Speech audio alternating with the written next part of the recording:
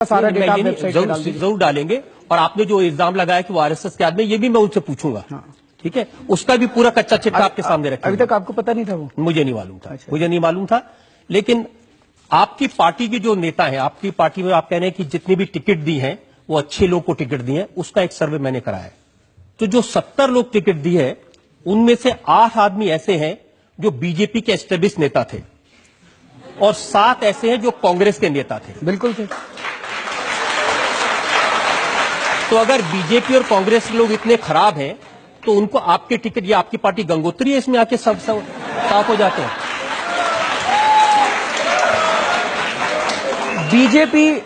BJP एक mafia है, उसको माफिया चला रहा है। कांग्रेस भी एक माफिया है, उसको भी माफिया चला रहा है। लेकिन बीजेपी और कांग्रेस के अंदर चंद लोग ऐसे हैं जो अच्छे लोग हैं, जो वहां पे घुटन महसूस कर रहे थे। ऐसे लोगों का स्वागत है। मैंने तो 2 अक्टूबर को जब हमारी पार्टी बनी थी तब भी मैंने ऐलान करा था कि इस देश के सारे अच्छे लोगों को इकट्ठा होने की जरूरत है। जहां भी कोई काम ऐसे एक दो अच्छे लोगों से मिलवा दूं मैं आपको? सर 1 मिनट, आप सुन लीजिए। जिनको आपने मैं 2 मिनट तो मेरे को बात नहीं करने दे रहे। अरे आप ही को तो बात करने दे रहे हो आपका। बीजेपी और कांग्रेस के अंदर जब भी कोई आदमी आता है, बीजेपी या कांग्रेस या किसी और भी पार्टी का, और हमारी पार्टी में आना की टिकट लेना चाहता है, मैंने जैसे बताया कि हम एक एक आदमी की जांच करा रहे हैं।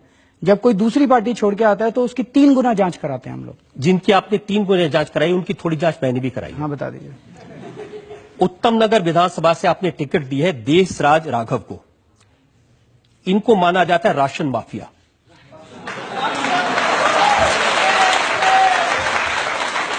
लोकायुक्त के पास इनकी शिकायत है जिसमें कहा गया कि राशन और मिट्टी के तेल की इनके और इनके परिवार के नाम में 20 दुकानें हैं। मिलावट का सामान बेचते हैं, पत्नी के नाम पे, बहन के नाम पे, परिवार के नाम पे। और ये सारी डिटेल्स आरटीआई से निकाली हैं। आप चाहें तो मैं आपको पूरी डिटेल दिखाऊं। मेरे को सारी पता है सर, मैं भी बता देता हूं सर। अच्छा, आपको पता है, उसके बावजूद आपने इनको टिकट दे दी? मैं सारा केस बता देता हूं आपको। वाह, मैं सारा केस आपको बता देता हूं। इसके अलावा भी कोई और है? नहीं, बहुत है। अभी तो शुरुआत है। रवीन जी, क्या बात कर रहे हैं आप? ठीक है।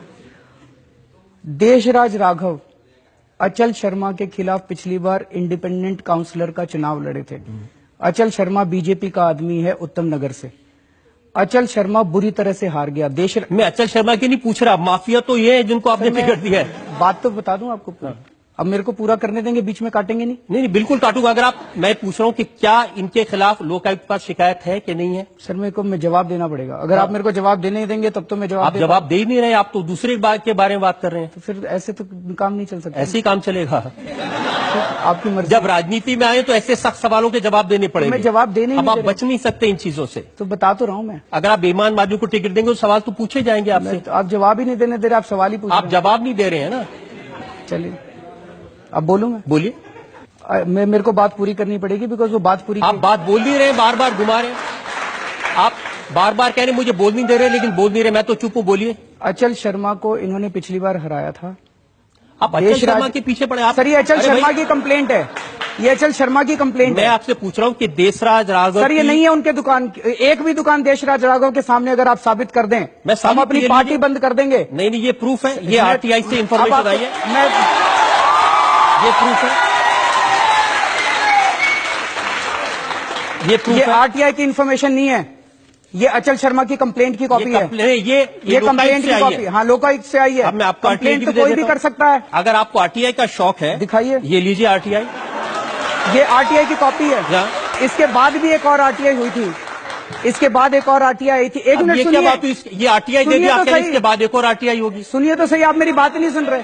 ये जो आरटीआई आई थी, एक मिनट, ये देशराज राघव के खिलाफ एक आरटीआई है।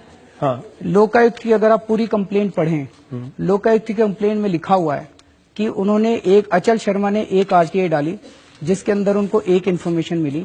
उसके बाद उन्होंने दूसरी आरटीआई डाली जिसमें डिपार्टमेंट ने ये कबूल किया कि हमने जो पिछली आरटीआई का जवाब दिया था वो गलत था और देशराज राघव के नाम पे एक भी दुकान नहीं है। देखिए, आपके समर्थक के बारे में इल्जाम लगे तो आप एक आरटीआई, दूसरी आरटीआई, लोकायुक्त, ये सब करने लगते हैं। किसी दूसरे के बारे में इल्जाम लगे, सबूत हो ना हो, आप इल्जाम लगा देते हैं। सर मैं जिस देशराज यादव की एक इंटरेस्टिंग बात बता देता हूं, ये तो छोड़ दीजिए। चलिए, आप कह रहे हैं पहली आरटीआई, दूसरी आरटीआई। इनके पिताजी की डेथ हुए 4.5 साल हो गए।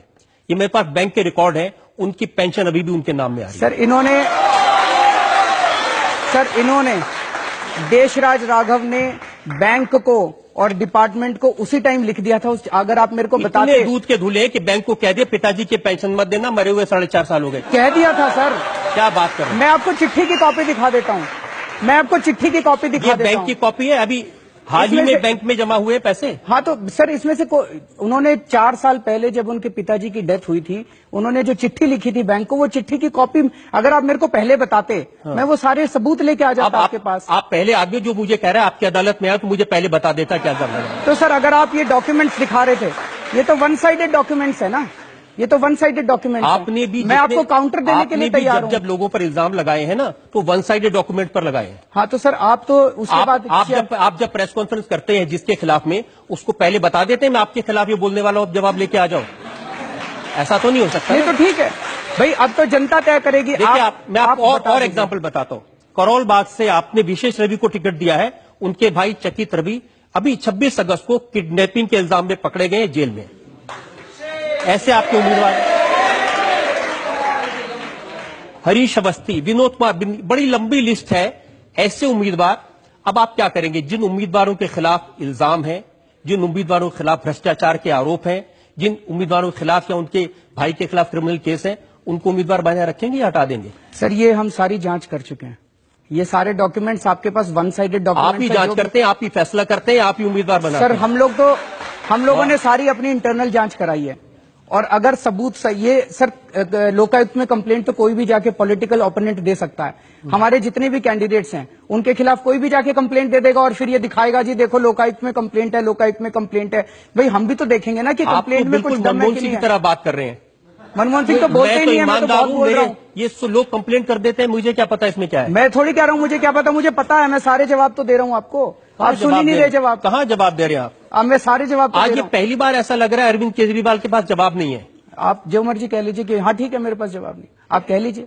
नहीं मेरे कहने से क्या है भाई, आप देखिए आप अपना मन बना बैठे हैं, आज आप अपना मन बना बैठे हैं। अब ये भी आर्गुमेंट नहीं चलेगा अरविंद जी, जनता बैठी है सबके सामने, मैं कागज दिखा रहा हूँ, सवाल पूछ रहा हूँ, आप कह रहे मन बना बैठे हैं। अगर मन बना बैठा हो तो आपको बुलाता क्यों, आपसे सवाल क्यों पूछता? सर जो आपके पास डॉक्यूमेंट्स हैं ये